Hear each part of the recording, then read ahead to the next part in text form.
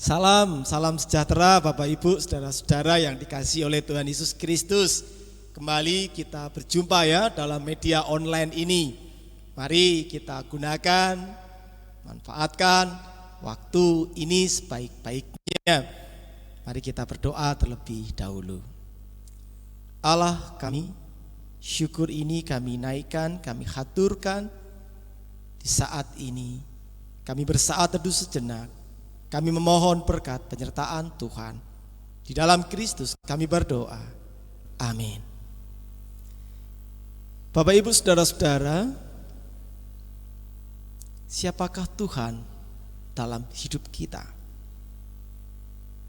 Tentu ini menjadi sebuah pertanyaan yang kita ucapkan dalam kehidupan, dan bahkan ini juga yang sebenarnya kita perkenalkan kepada anak-anak kita atau kepada sesama kita. Tuhan yang kita yakini, yang kita sembah. Sehingga dengan demikian tidak hanya kita, tapi juga orang-orang di luar kita akhirnya mengenal, mengetahui, dan tentu kemudian mempercayakan hidupnya dalam penyertaan Tuhan. Saat ini saya akan bacakan dari kitab Mazmur pasal 29 ayat 10. Tuhan bersemayam di atas air bah.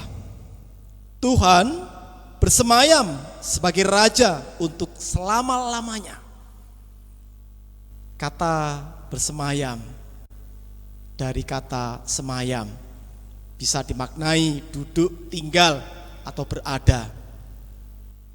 Si pemazmur mengatakan di sini bahwa Allah bersemayam di atas air bah, bersemayam sebagai raja untuk selama-lamanya. Air bah pada waktu itu dimaknai sebagai sebuah derita atau peristiwa yang tidak menyenangkan.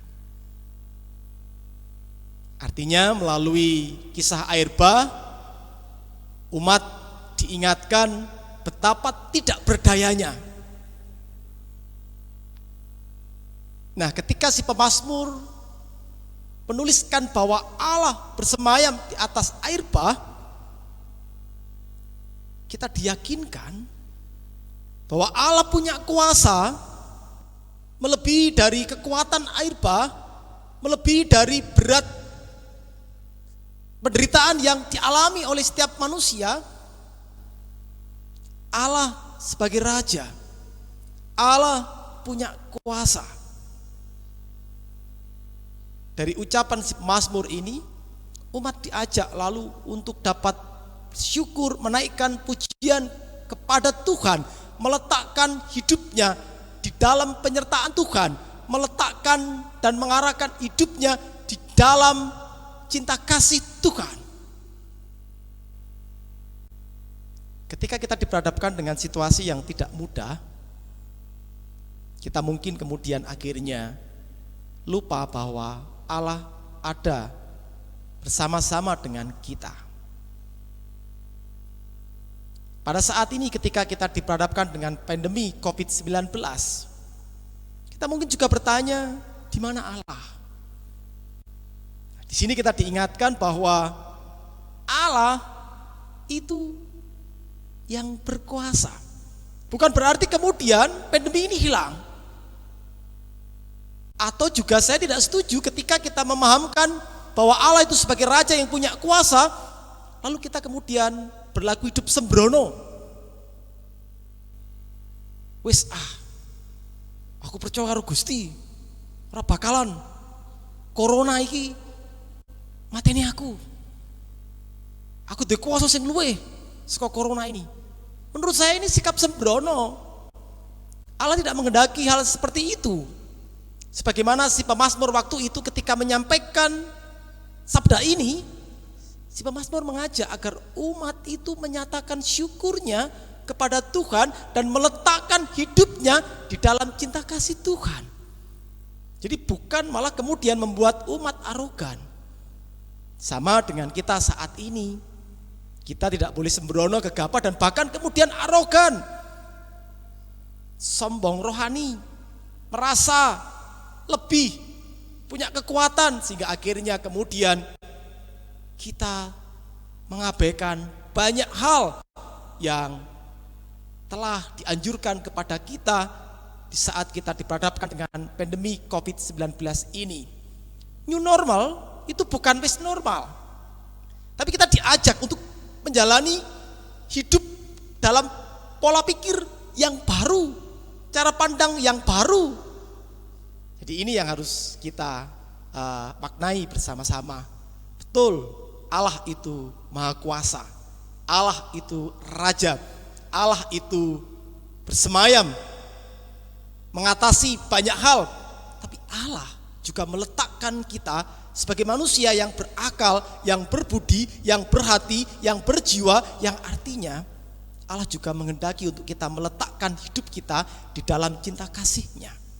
Jadi kita juga harus menghidupi cinta kasih Allah. Ini yang harus kita praktekkan. Dengan membaca ini, dengan menghayati ini, mari kita jalani hidup dalam ajakan pemerintah new normal ini, tidak dengan kekhawatiran, tetapi juga dengan sebuah sikap yang penuh dengan kesungguh-sungguhan untuk melakukan segala sesuatu bagi diri kita dan bagi orang lain dalam kebaikan-kebaikan bersama-sama. Tuhan memberkati kita. Amin. Mari kita berdoa. Tuhan, Engkau adalah Allah kami, Juru Selamat kami. Kami meyakini Engkau Allah yang berkuasa atas hidup kami.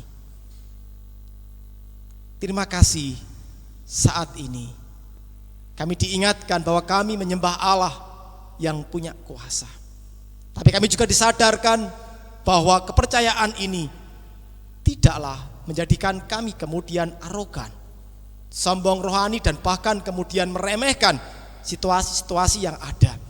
Kiranya pemahaman kami bahwa Allah berkuasa atas hidup kami membawa kami untuk menghidupi cinta kasih, membawa kami untuk juga mulai mencintai kehidupan kami, sesama kami, dan juga bahkan alam lingkungan kami, sehingga Allah berkuasa dalam kehidupan kami di saat kami juga menghidupi cinta kasih.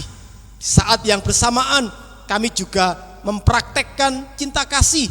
Di saat yang bersamaan kami juga meletakkan hidup ini untuk selalu bersyukur kepada Tuhan. Terima kasih ya Tuhan Allah kami.